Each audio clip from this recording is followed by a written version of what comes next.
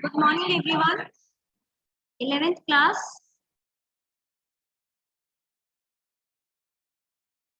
Accountancy. Chapter 8. And today's topic is opening entry.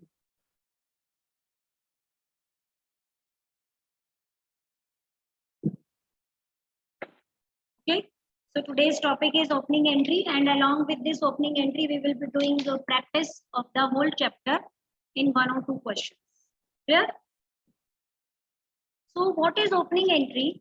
As we all know that business is a going concern. Business is a going concern. Going concern means it will continue forever. When we are starting the business, our main motive is to continue the business, not to close down it. So that's why business is said to be a going concern. Going concern means which will keep on going. And in this business, when we will be achieving our one goal or objective, then in the next year, we will be working for the other goal or other objectives. So business life is indefinite, but this indefinite life has to be divided into certain time intervals for accounting purpose. So the whole life of the business is broken into small years, and that year is known as accounting year. And usually this accounting year contains a period of 12 months. Clear? A period of 12 months. This period of 12 months is basically of two types. Yes, we can say accounting year is of two types.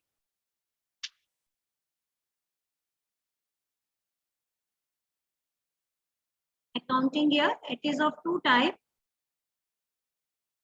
Calendar year and financial year.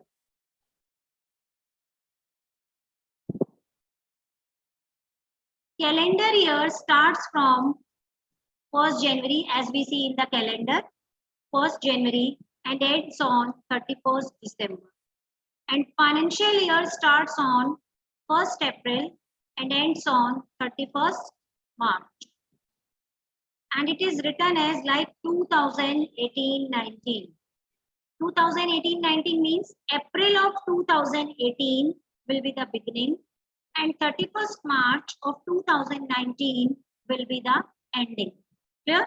So like now the year is going on is 2021-22 because this financial year has been started on 1st April 2021 and it will be ending on 31st March 2022. So this is known as financial year. So every business is supposed to close its books of account at the year end. And in business, mostly we are following financial year. So each and every business, whether it is a partnership firm, cooperative society, bank, school, college, hospital, any type of institution, has to close its books of account on 31st March every year. And the balances on this date will be known as closing balances. Whatever the balances the business will be having on this date, balance sheet we need to prepare at the end of the year. As we know that in accounting process, what is done? Journal. This is the accounting process. First journal, then ledger, and we have done just this step journal. Then afterwards trial balance, then trading account, profit and loss account, and balance sheet. Okay, so these statements are prepared at the end of the year. End of the year means 31st March. So at the end of the year, every businessman wants to know about his financial position as well as about the profit status, the profits, whatever he has earned during the previous year. So by preparing trading and P&L account, he will be able to know the profits, and by preparing the balance sheet, he will be able to know about his financial position. Financial position means status of assets and liabilities in a business. Clear? So whatever the balance sheet we will be preparing on 31st March, that balance sheet will be known as closing balance sheet. That balance sheet will be known as closing balance sheet. And in this balance sheet, I have already told you the format for the balance sheet. Suppose this is the balance sheet of a particular business. This is the balance sheet. And in this balance sheet, you can see that a balance sheet has two sides. This is the liability side and this is the asset side. In accounting equation chapter, I told you about the balance sheet. Suppose here few assets are there. Cash, suppose it is 50,000. Then debtors, it is 60,000. Then bank balance, it is 40,000. I am just taking the hypothetical figures. Then stock, 20,000. Then one machine we have, machine that cost 2 lakh. So this will be the total of assets. The beginning assets are known as current assets till stock. They are the current asset and machine is the non-current asset. So all the assets will be shown in the balance sheet. And these are the closing balances. Means at the end of the year, we were having cash balance rupees 50,000, debtors rupees 60,000, bank balance 40,000, stock 20,000 and machine 2 lakh. So similarly, at the end, we must be having the capital. So it is the total 2 lakh 60, 320, 370. Suppose this is the total of all asset side. And in accounting equation, we have already learned that both sides of each and every balance sheets are always equal. So this side is 3,70,000 means this will be also equal to 370. Why? Because A equal to C plus L. And here we are going to show the C plus L, capital and liabilities. So 370, suppose capital is of rupees 3 lakh and creditors 20,000 and bank loan 50,000. So you can see this is the balance sheet of any business, hypothetical balance sheet. So in this balance sheet, whatever balances I have displayed in front of you, those balances are the closing balances. Closing balances means at the end of the year. It means closing cash is 50,000, debtor 60,000, bank 40,000, stock 20,000, machine 2 lakh, capital, closing capital 3 lakh. Closing capital means we have made all the adjustments in the capital. Additional capital is added, drawings are subtracted, profit is added, creditors 20,000 and bank loan, which is 50,000. Now, these balances will be known as closing balances.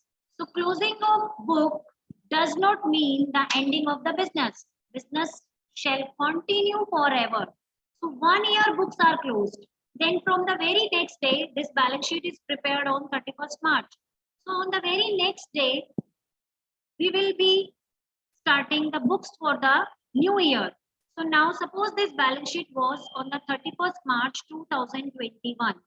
So the very next day is the 1st April 2021. So on this day, we have to start with a new set of books of account, new journal, new ledger, new trial balance for this financial year. But what about the balances of the previous year? Balances will remain intact. Rather, those balance on this date will become the opening balance. So all the closing balances of the previous year will be treated as the opening balance of the current year. Am I clear with this? All the balances of previous year, closing balances of previous year will become the opening balances of this year. So we have to carry forward all these balances in the current year books by passing an entry. That entry is known as opening entry. That entry is known as opening entry. So write down its definition. So every year the business has to close down its books, and the first entry in the journal, write down everyone, first entry in the journal, very first entry. Yes, first entry in the journal, you can write first entry in journal. First entry in journal is passed to record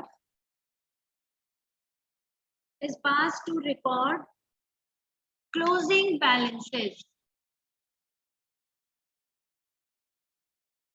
To record closing balances of the previous year. Previous year is called opening entry. Clear? So what is the opening entry? It is the entry which is passed with the previous year balances. So what is this balance sheet is showing? This balance sheet is showing all the previous year balances, all the assets, liabilities and capital balances. So with all these balances, in the opening of the journal of this year, on the first day of the current financial year, is the 1st April, this entry will be passed. And this entry will be known as opening entry. Clear? So now the question arises how this entry will be passed. Now I'm telling you the method of passing this entry, but you have to remember that every year on the first day means 1st April, the same entry will be passed with the balances of the previous year, so that all the previous year balances are entered in the current year also. Clear? So the entry will be, write down, this entry is passed by debiting all the assets, debit all the assets, same rule which we were following, and credit all the liabilities and capital. Debit all the assets and credit all the liabilities and capital. So the closing balances will be given to you in the question, like all these balances, and it is not necessary that these balances will be always given in the format of balance sheet. Without balance sheet also the balances may be given, and on the first day of the current financial year this entry will be passed. So how the entry will be passed? Debit all the assets. So these are all the assets, so I'm going to debit all these assets. Cash, you need to pass this entry in the format of journal. Cash account debit, debtors account debit, bank account debit, stock account debit, all the items you need to write. Machine account debit.